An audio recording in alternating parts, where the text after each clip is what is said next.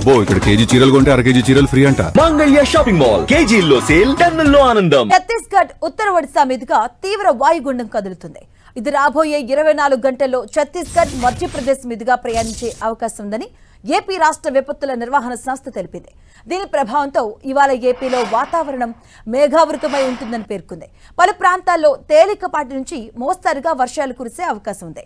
కోస్తాంధ్ర, రాయలసీమ ప్రాంతాల్లో ఉరుములతో కూడిన జల్లులు పడడంతో పాటు బలమైన ఈదురుగాలులు వీచే అవకాశం ఉందని హెచ్చరిస్తుంది. గంటకు 40 నుంచి 50 కిలోమీటర్ల వేగంతో ఈదురుగాలులు వీస్తాయని ప్రజలు అప్రమత్తంగా ఉండాలని సూచిస్తున్నారు. అలాగే ఇవాళ పోలవరం, పశ్చిమ గోదావరి, ఏలూరు జిల్లాల్లో అక్కడక్కడ మోస్తరుగా వర్షాలు కురిసే అవకాశం ఉంది. శ్రీకాకుళం, పార్వతీపురం మన్యం, అల్లూరి సీతారామరాజు, కాకినాడ, కోనసీమ, తూర్పు గోదావరి, కృష్ణా, ఎన్టీఆర్, గుంటూరు, బాపట్ల, పల్నాడు జిల్లాల్లో కొన్ని చోట్ల తేలికపాటి నుంచి మోస్తరుగా జల్లులు పడతాయని అంచనా వేసింది. అలాగే మార్కాపురం, నెల్లూరు, శ్రీ సత్యసాయి, వైఎస్ఆర్ కడప జిల్లాల్లో అక్కడక్కడ తేలికపాటి చినుకులు పడే సూచనలు ఉన్నాయని పేర్కొంది.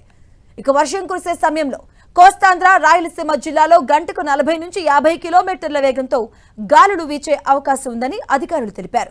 ఉరుములు, మెరుపులతో పాటు గాలులు బలంగా వీస్తున్నప్పుడు ప్రజలెవరూ అప్రమత్తంగా ఉండాలని సూచిస్తున్నారు. ముఖ్యంగా చెట్ల కింద భారీ హోర్డింగుల సమీపంలో నిలబడకూడదని, తెగిపడిన విద్యుత్ తీగలకు దూరంగా ఉండాలని హెచ్చరించారు.